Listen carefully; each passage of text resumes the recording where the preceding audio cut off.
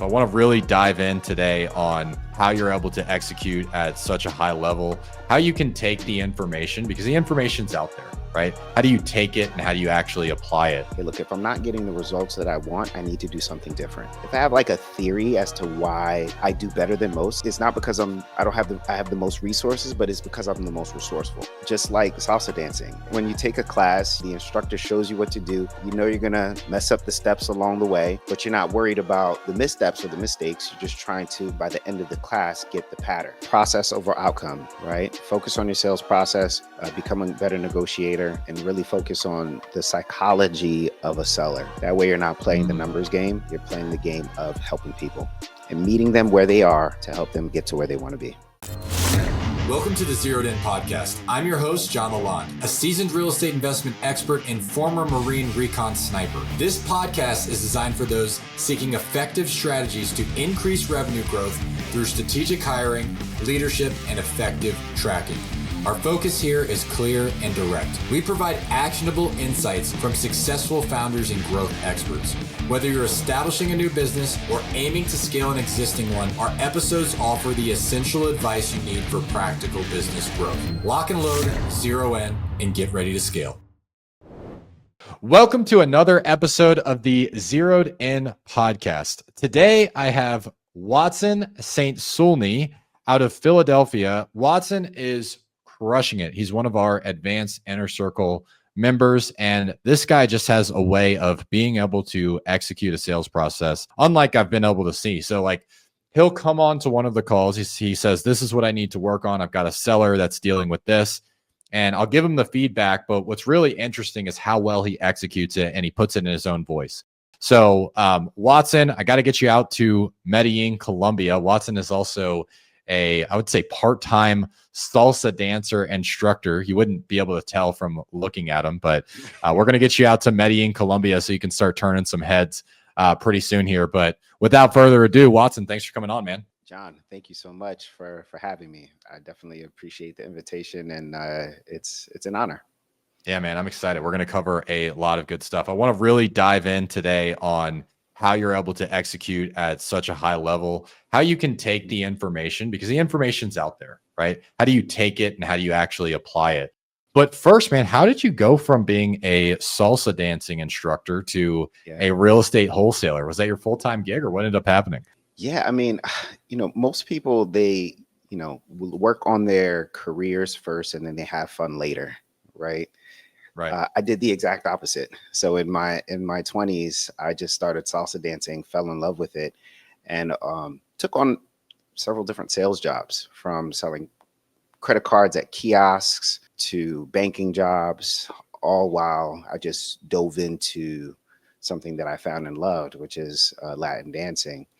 And then during the pandemic, after getting laid off, I was always interested in real estate. And even while I was working in banking, one of my colleagues told me about wholesaling. And I'm like, sounds like not just a great way to buy an investment property, but it sounds like a good business model. So when I got laid off, I said, you know what? It was already on my mind. I had already started the process of doing the business. So I just continued and went full time.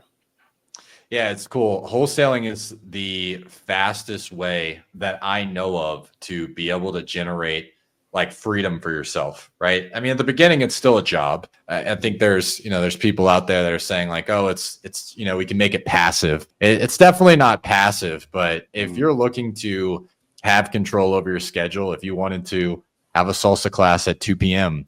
and work around your own schedule, like it's one of the things that you're able to get into very quickly and scale your business quick. So you started wholesaling when?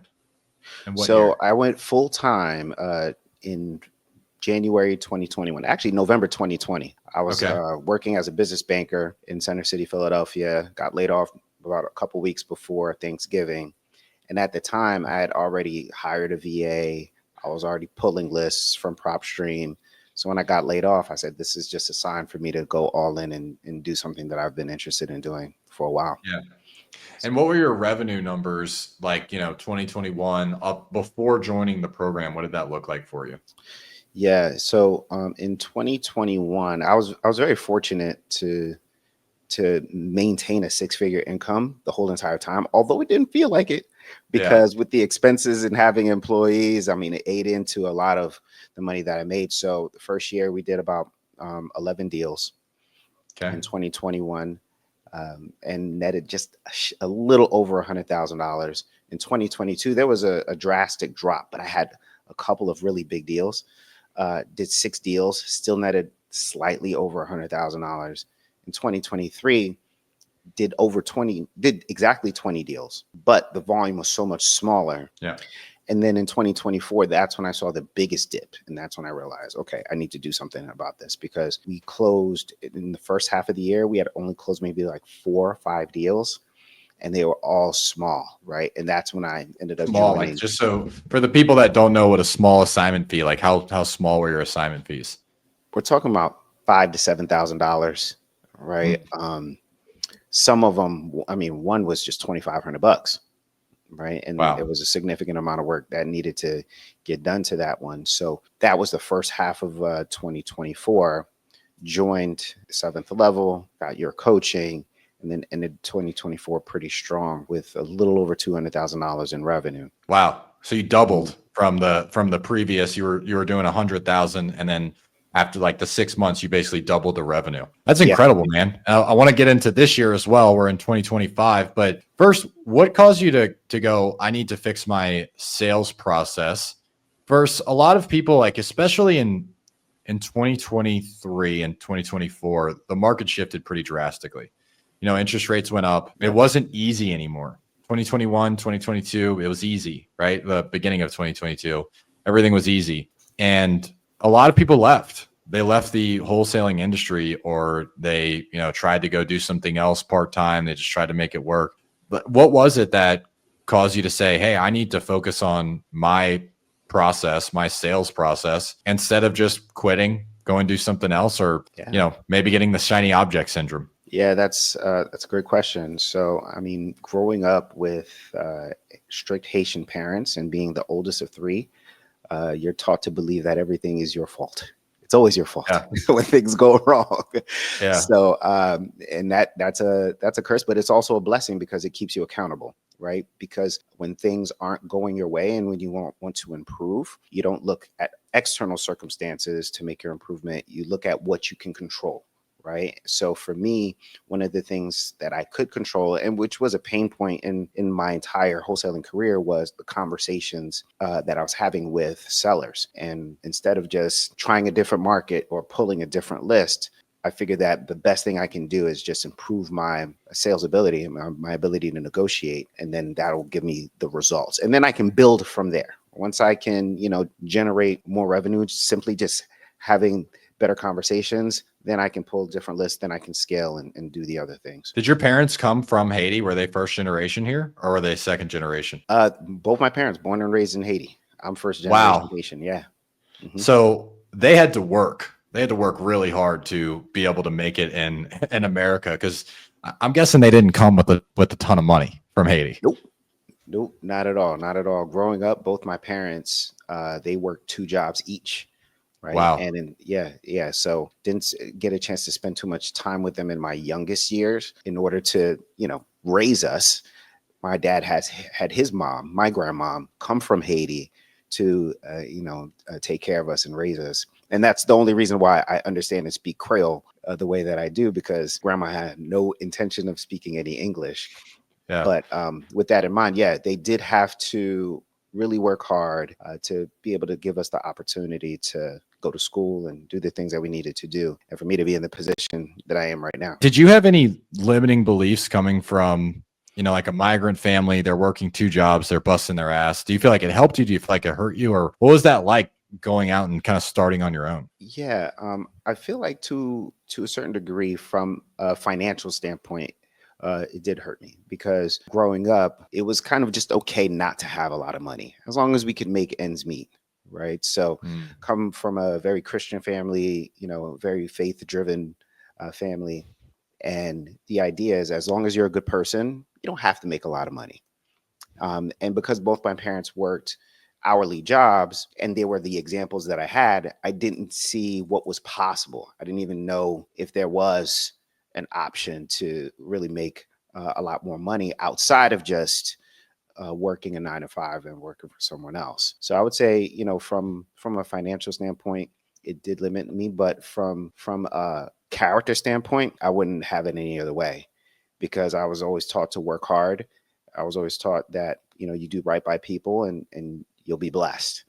And as a result, I took that attitude into, wholesaling and being an entrepreneur, and it served me. Yeah, that's one of the things I see in common with all of the guys that end up crushing it and they end up finding success is they have extreme ownership. So they don't put anything off on anybody else. They don't ever blame any sort of external circumstance. And you see the guys that struggle, and I talk to these guys every once in a while, the ones that, maybe apply to get into the inner circle, and they just are always blaming everything else. Well, the market's not good right now. The leads, it's the lead quality. Like leads, no one's selling good leads right now. No one's answering the phone. It's always someone else's fault. But, you, as well as some of the other guys in the inner circle that are crushing it, they just have this mindset where you just don't hear that come out of their mouth.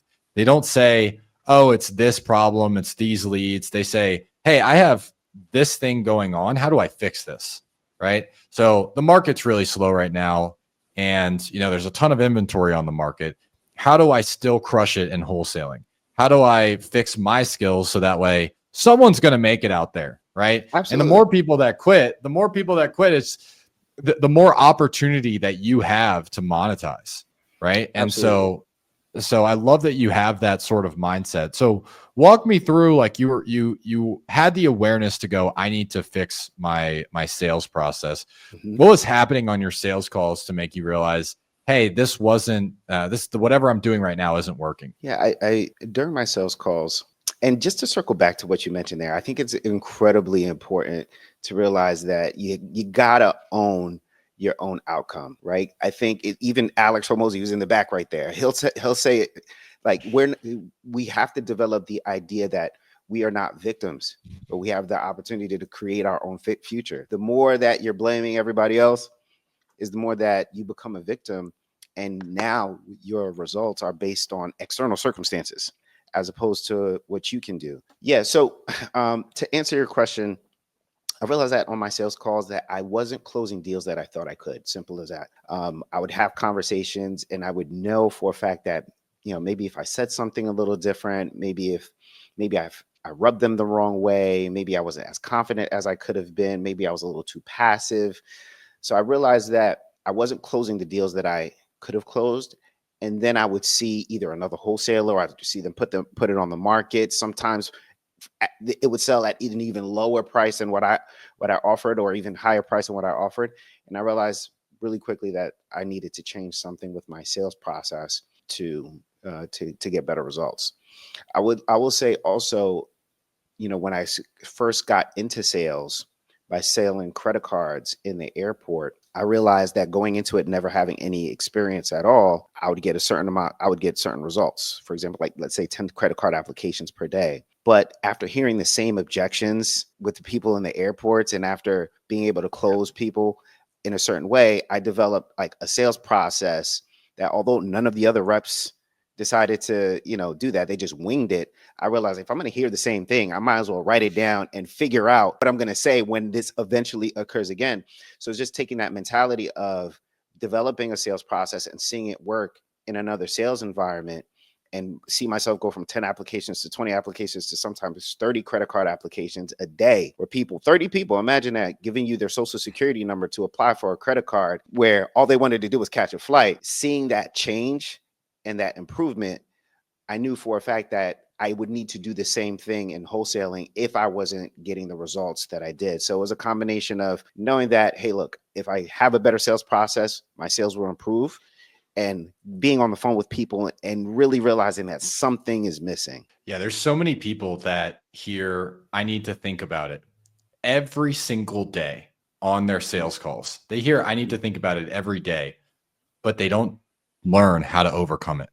They just think, oh, it's a lead quality problem. It's the market. Everybody needs to think about it, right? And I love what you brought up, because you recognize a pattern. You go, what if I was able to overcome that?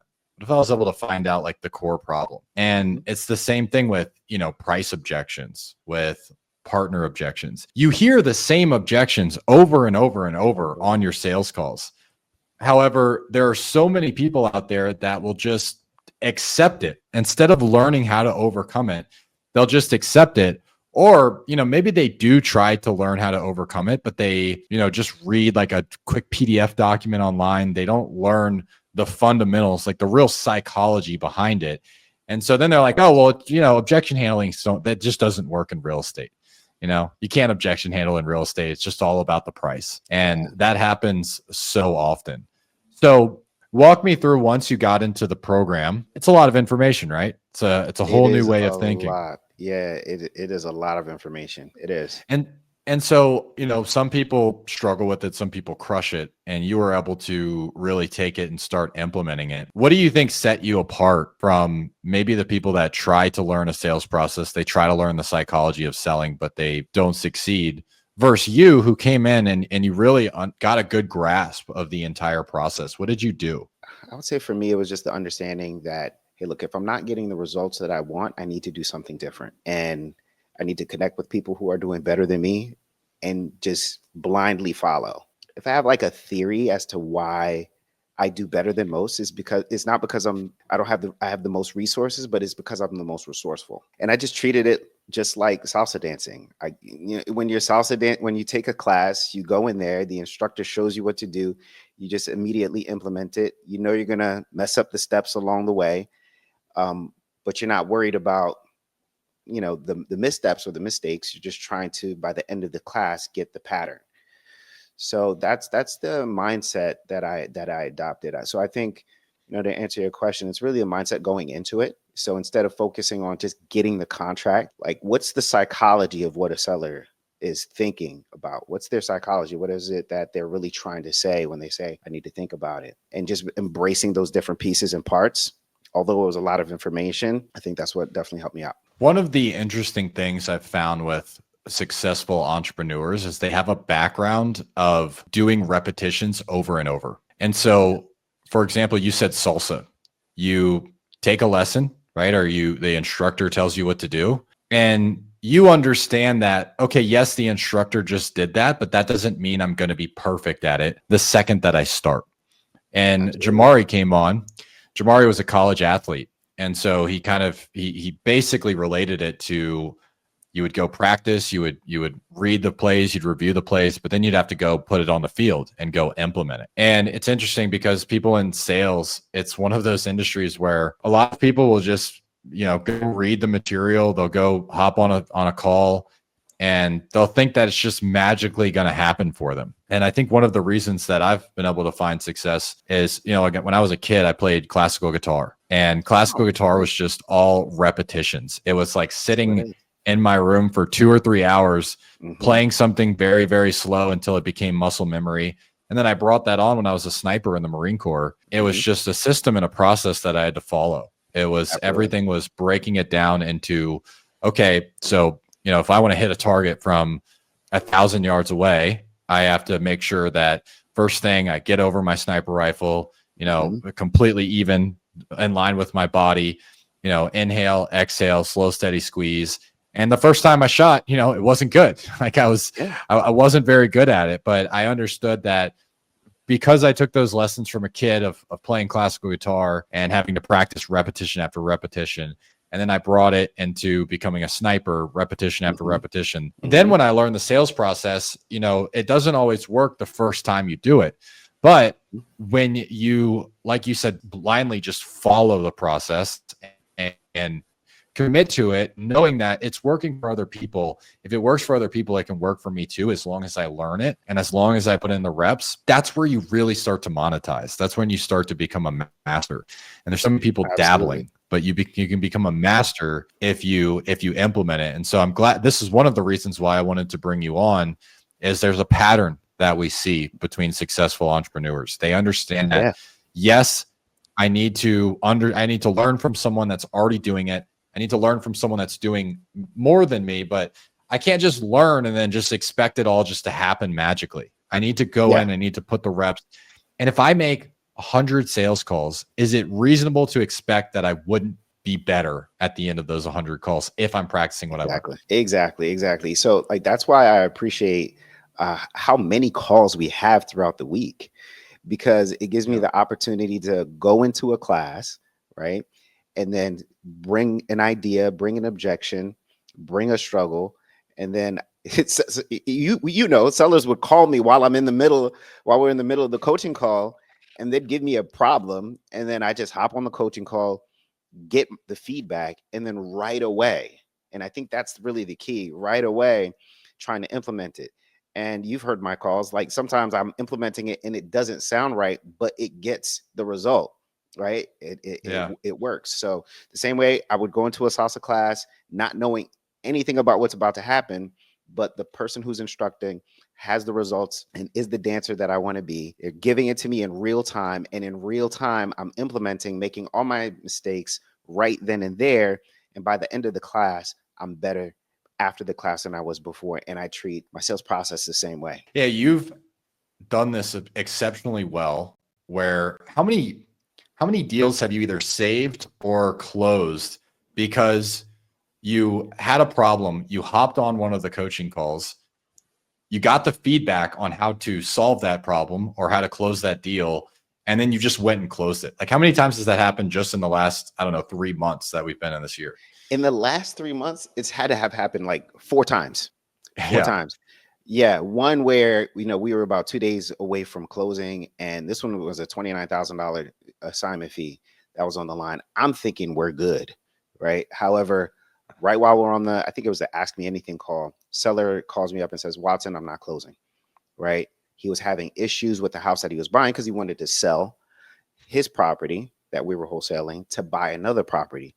Now that other property, they were giving him issues and challenges with home inspection. He's like, Watson, I'm done with everybody. I hop on the call, and you essentially helped me realize that instead of trying to figure out what's going on both sides, figure out what's the end result that he's looking for and what's the original reason that he wants to sell. And that original reason was he wanted to move to Delaware in order to move in with his fiance and be closer to his kids. So it took a while for me to get there in that conversation. But the moment that I was able to shift that conversation there, I was able to apply the coaching, keep them on track, close the deal, $29,000 richer as a result. I mean, and how it's much happened multiple times. Yeah, with those 4 deals, how much did you make off of not to mention the other deals that you've closed in the last couple of months, but just in those 4, how much have you made off of those 4 deals are projected to make? No, I've already made 40 grand. Easy. Yeah. Right. There was one that was the $29,000 deal. And then remember when I was in the house for a couple of hours, told him I'd be back in an hour, hopped in my car, got on the coaching call, objection handled the gentleman who said, well, my friend's house down the street sold for like $250,000. That's why I want to sell mine for the same price. Got that coaching from you, got back into the house, got it under contract for 126. That was $11,500. So just between 29 grand and 11,500, we're talking about $40,500 just in like negotiated deals, like on the spot coming to class. Yeah.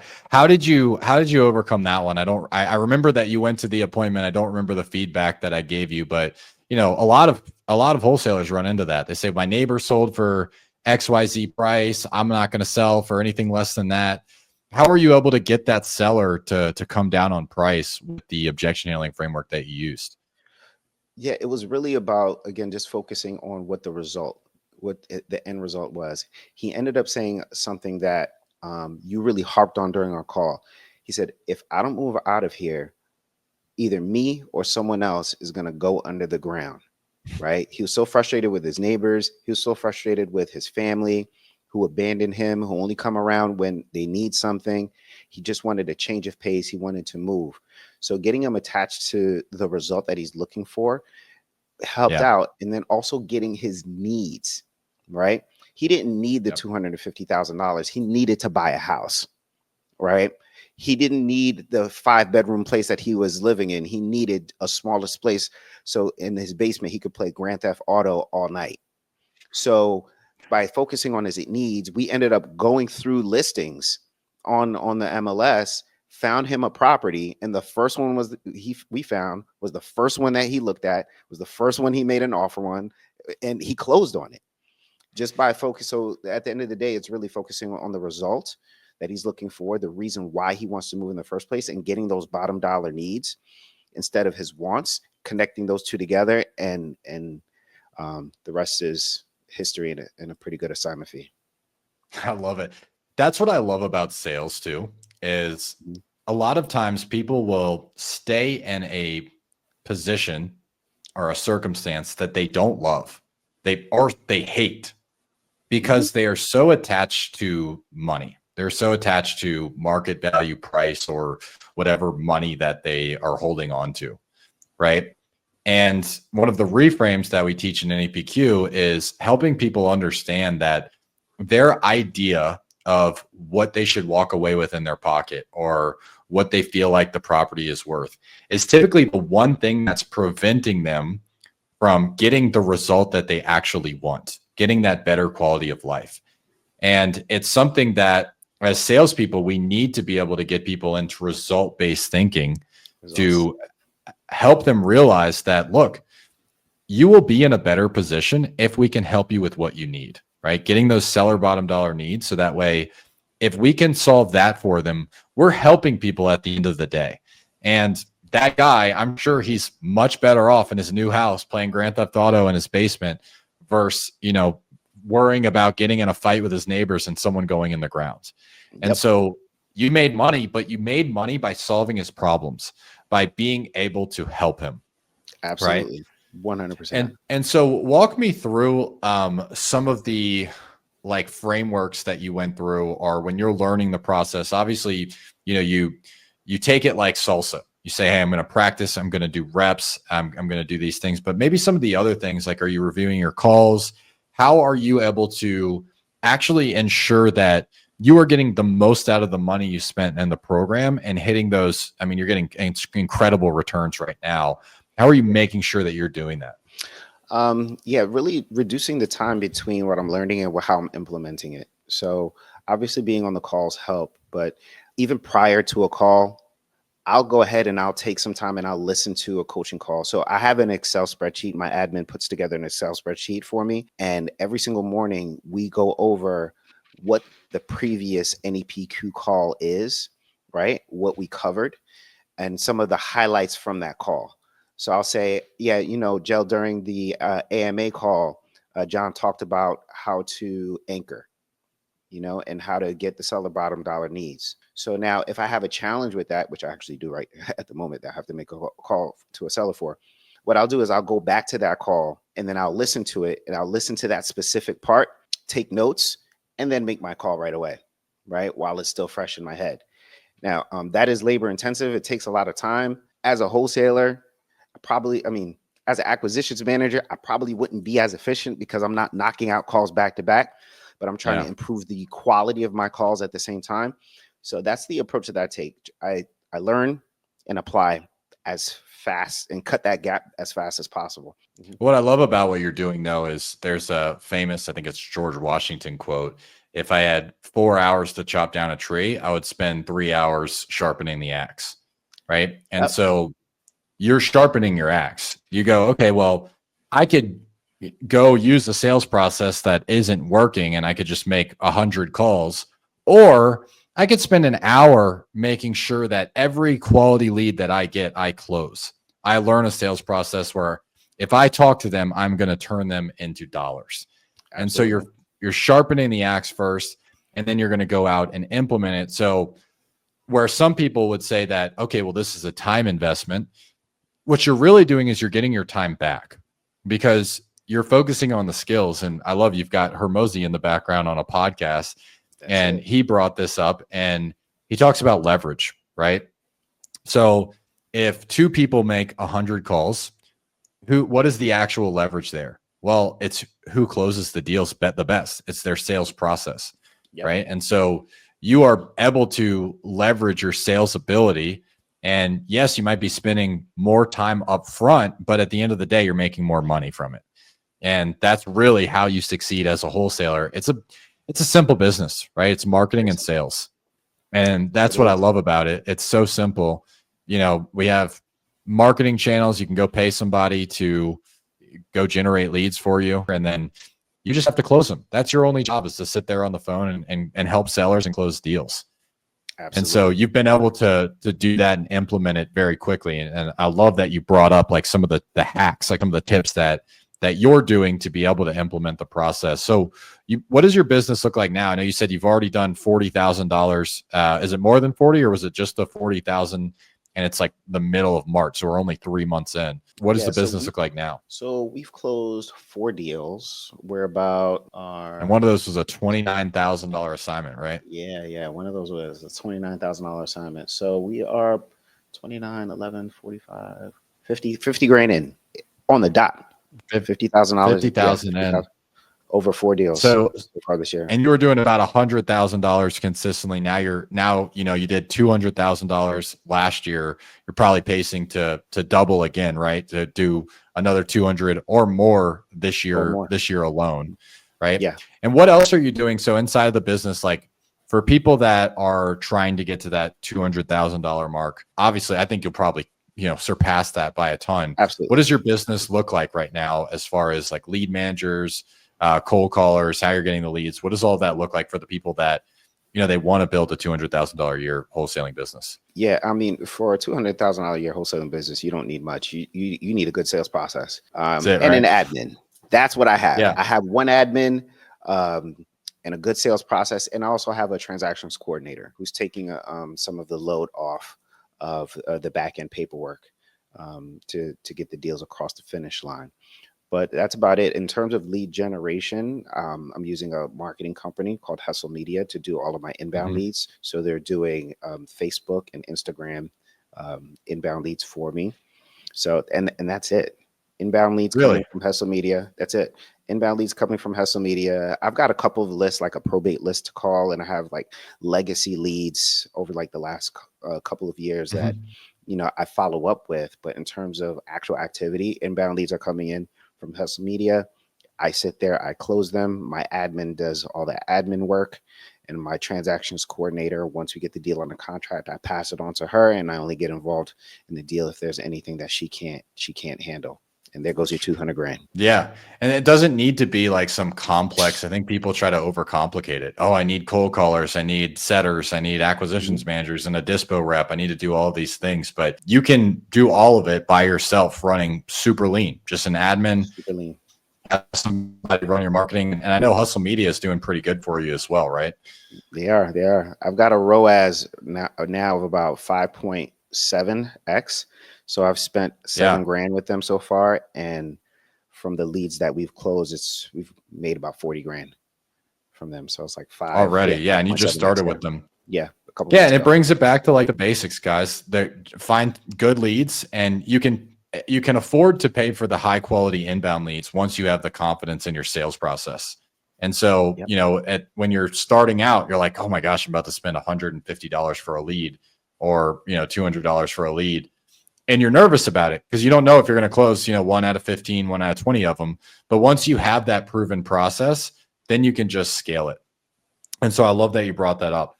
Watson, dude, thank you for coming on. This has been super helpful. If you have to give somebody one tip to scale their business from $100,000 to $200,000 in 6 months, like you were able to do it, what would you tell them?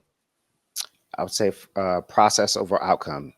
Right? Focus on your sales process, become a better negotiator, and really focus on the psychology of a seller. That way you're not playing the numbers game. You're playing the game of helping people and meeting them where they are to help them get to where they want to be. Don't think I could have said that better myself.